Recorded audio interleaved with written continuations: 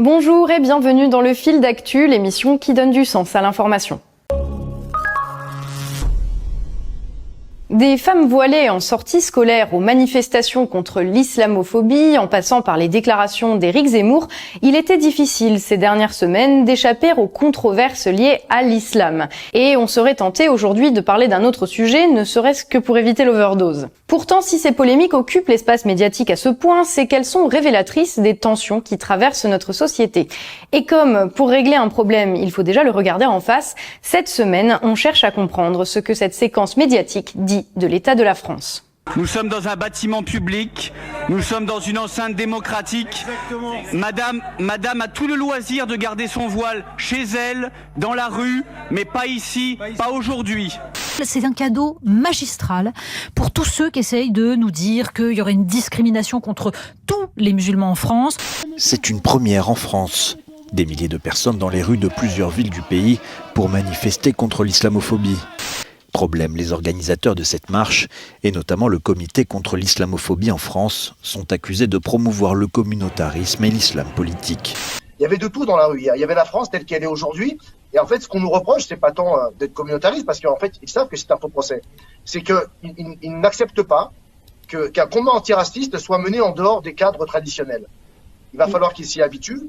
Et j'ai jamais vu, à aucun moment, ces personnes-là dénoncer le communautarisme blanc quand des listes de personnes blanches se présentent dans des villes de France. C'est vrai qu'on est face à une sorte de cercle vicieux d'affirmation d'un islam politique, de radicalisation, qui, par contre-coup, va entraîner, c'est évidemment pas pour le justifier, une radicalisation inverse de personnes racistes, haineuses, qui, par contre-coup, va renforcer l'affirmation d'un islam politique radical, etc. Donc on a ce système qui se renforce.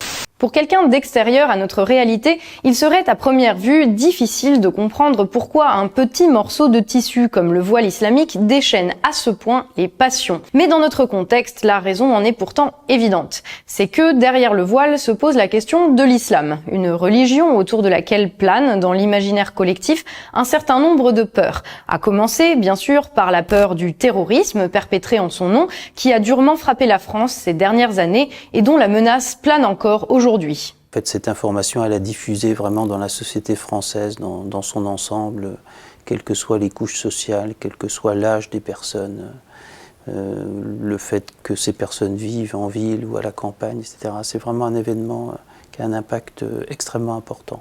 Pour les non-musulmans, on peut ajouter la peur de se faire imposer un mode de vie par une religion qui a gagné en visibilité et en audience ces dernières années. Ou, à l'inverse, la peur de contribuer à stigmatiser d'autres êtres humains du fait de leurs croyances. Pour les musulmans, ce qui prévaut, c'est plutôt la peur d'être assimilés à des terroristes. Et bien sûr, la peur des conséquences de cet amalgame, de l'agression verbale à l'attentat, les visant spécifiquement. 2 personnes ont été gravement blessées par balle devant la mosquée de Bayonne lundi après-midi. Selon la préfecture, un homme a tenté d'incendier le lieu de culte avant d'être surpris par 2 personnes et de leur tirer dessus. À Nice, ce qu'il faut savoir, c'est que le soir même, ma mère était encore au sol, elle avait un drap, elle était juste recouverte d'un drap, et il y avait ma famille autour. Il y a une voiture qui s'est arrêtée et qui a dit « Bande de terroristes, c'est bien fait pour vous, cette fois-ci c'est votre tour ». En fait, je me sens attaquée de 2 bords. Déjà par les fous qui se proclament être dans ma religion, donc déjà c'est une attaque. Parce que j'ai pas envie qu'ils s'associent à nous, en fait. J'ai pas envie qu'ils s'approprient ma religion et qu'ils la déforment, qu'ils la torpillent. Ça me révolte, et en plus de ça aussi, oui, que d'autres personnes associent forcément, c'est la continuité, d'autres personnes qui m'associent à ces gens-là. Donc en fait, c'est l'amalgame et la double peine. Bien sûr, toutes ces peurs, parce qu'elles touchent à l'intime, sont légitimes. Elles font partie de la palette des émotions humaines et on ne saurait porter de jugement de valeur dessus. En revanche, il est tentant pour certains d'utiliser ces peurs légitimes pour pousser leur propre agenda politique. On pense ici autant à ceux qui vont utiliser la peur de l'islam et se poser en défenseurs de l'identité pour récupérer des voix, qu'à ceux qui vont utiliser la peur de l'intolérance et se poser en défenseurs des opprimés pour récupérer des voix. Mais aussi aux différentes tendances de l'islam politique, des salafistes aux frères musulmans, qui utilisent les peurs des musulmans pour les unifier derrière eux et s'en arroger la représentation. fréquentation. Dans Jaurès, on a sorti une étude mercredi dernier sur le sentiment que pouvaient avoir les musulmans en termes de discrimination et de racisme. Plus on est Bac+5 et plus on a le sentiment d'être discriminé quand on recherche un emploi ou quand on recherche un logement.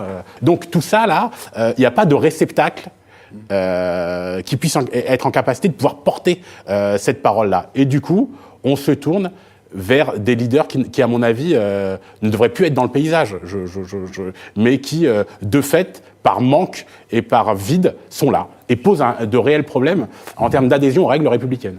Elle m'a regardé, elle m'a dit « Non mais c'est une blague, vous êtes sérieuse, vous êtes voilée et vous cherchez un travail. » Moi je suis désolée, mais j'accepte pas des voilées. En plus, ça fait même pas 2 jours que c'était la journée de la femme.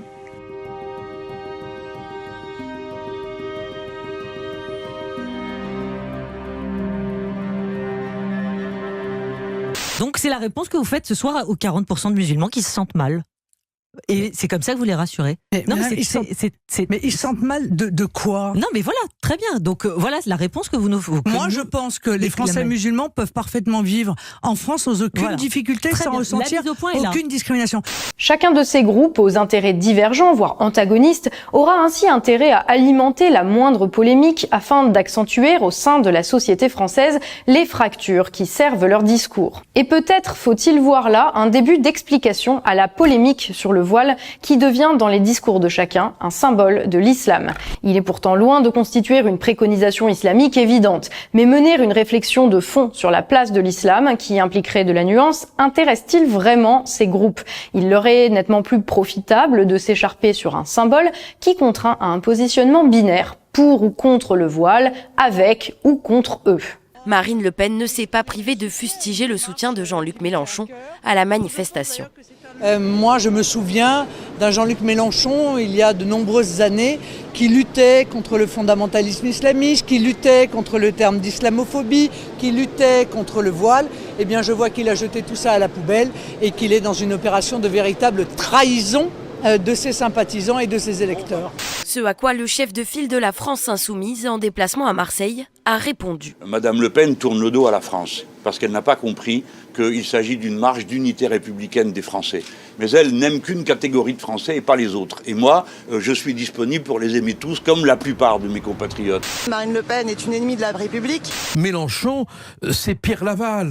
Pourtant, pendant ce temps, de vrais questionnements existent, car l'islam, une religion sans structure unifiée, a vu ses rapports de force internes profondément modifiés ces dernières années. Ces bouleversements qui ont vu l'émergence du djihadisme, mais également d'un islam politique financé par le Qatar sous le regard complaisant d'anciens présidents français, ne sont pas sans répercussions sur l'islam pratiqué dans notre pays.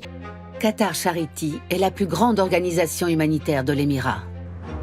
Fin 2016, un lanceur d'alerte qui a souhaité rester anonyme nous a fait parvenir une clé USB qui dévoile un programme européen de l'ONG. L'ensemble décrit le financement conséquent d'un vaste réseau d'associations proches de l'idéologie des frères musulmans à travers toute l'Europe. Toutes ces initiatives sont au cœur d'un projet qui constitue, selon cette plaquette de présentation, la promotion de la culture islamique, spécialement en Occident et dans le monde en général. En France, selon nos documents, 22 projets ont été financés par la Qatar Charity. Des dizaines de millions d'investissements pour des mosquées, des centres islamiques ou des écoles. Tous ces projets sont portés par l'Association musulmane de France, l'ex-UOIF, Union des organisations islamiques de France, proche de l'idéologie des frères musulmans. Après Qatar, le Koweït, l'Arabie, chacun a sa vision dans leur pays, mais il ne m'impose pas sa vision en France. Voilà. Mais Nasser, si je vous dis que vous êtes un frère musulman, vous me répondez quoi? Tous les musulmans, c'est presque frères musulmans parce que vous êtes mon frère dans l'humanité, l'autre est mon frère dans l'islam. Ce sujet est tabou, en quelque sorte, parce qu'il fait peur. Parce qu'on sait que quand on parle de ce sujet aujourd'hui, on risque d'être catalogué. Si vous dénoncez l'islamisation, vous êtes d'extrême droite. Si vous, au contraire, dénoncez ceux qui dénoncent l'islamisation, vous êtes un islamo-gauchiste. on a l'impression qu'on ne peut pas avoir de paroles nuancées, modérées et surtout basées sur des faits. Yvonne Trippenbach, quand elle a visité une école où elle a vu que les enfants dessinaient mais n'ont pas le droit de représenter de visage, etc., elle a été un peu choquée, ça peut se comprendre. Et en même temps, c'est dans la même école qu'on s'aperçoit que les parents mettent leurs enfants parce qu'ils préfèrent que leurs enfants soient là où ils sont bien élevés, où il y a de la discipline, plutôt que dans la rue à faire les dingues ou à vendre de la drogue. Donc on voit bien, c'est à la fois un peu choquant et en même temps, ça peut se comprendre, ça peut s'entendre. Si l'on ajoute à cela le sentiment d'abandon par l'État qui touche l'ensemble des Français, se traduisant par un repli communautaire généralisé, apparaît rapidement une situation explosive d'archipélisation de la France que les débats sur le port du voile en sortie scolaire ne vont certainement pas contribuer à régler. Reste maintenant à savoir si ceux qui nous dirigent ont réellement intérêt à nous voir dépasser nos divisions. Le fil d'actu, c'est tout pour aujourd'hui. Si cette vidéo vous a aidé à prendre du recul sur un sujet central, si vous en voulez plus, merci de soutenir notre travail en vous rendant sur notre page Tipeee.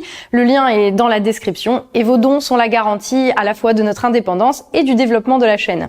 À ce propos, on vous donne à tous rendez-vous dimanche 17 novembre à 11h sur notre chaîne pour notre premier grand entretien de la saison avec un invité de circonstance. Si cette nouvelle émission sort dimanche, c'est évidemment grâce à vous, les tipeurs, qui nous permettait de faire ce travail et on vous remercie énormément de rendre cela possible. D'ici dimanche, on vous invite bien sûr à partager autour de vous cette vidéo, celle que vous visionnez maintenant, et à laisser un pouce bleu ou un commentaire. Ça améliore le référencement de la vidéo et ça fait toujours plaisir. Et si ce n'est pas déjà fait, pensez à vous abonner à notre chaîne YouTube et à cliquer sur la petite cloche pour ne rater aucune de nos sorties.